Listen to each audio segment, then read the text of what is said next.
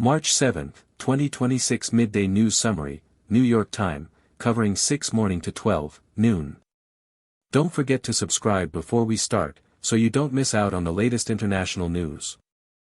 News 1, ECB holds rates, revises inflation outlook. The European Central Bank kept its key interest rate at 4% as expected but revised its 2026 inflation forecast down to 1.8%. President Lagarde stated the discussion has shifted to the dialing back of restrictive policy, signaling a high probability of a rate cut in June. The euro fell 0.3% against the dollar to 1.0720.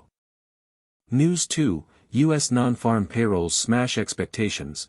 The U.S. economy added 350,000 jobs in February, significantly above the 200,000 forecast, while the unemployment rate held at 3.7%. The robust data led traders to sharply scale back bets on a Fed rate cut before July, triggering a sell-off in U.S. Treasuries.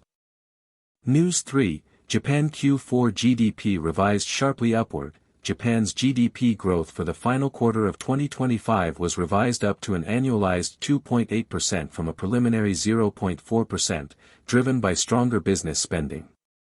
The surprise data bolstered the case for the Bank of Japan to consider further policy normalization, lifting the Nikkei 225 by 1.5%.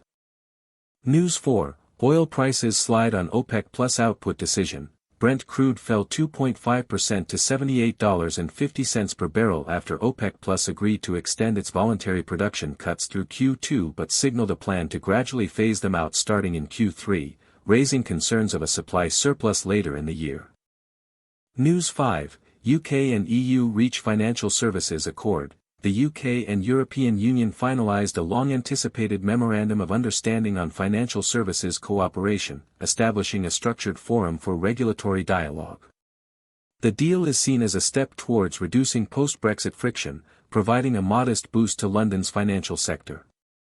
News 6, major tech firms pledge AI safety standards. CEOs from leading US and European AI companies, including OpenAI and Mistral AI, signed a voluntary pact at a Brussels summit to implement pre-release safety testing for advanced models and develop watermarking tools to identify AI-generated content. That's all for today's news. See you next time.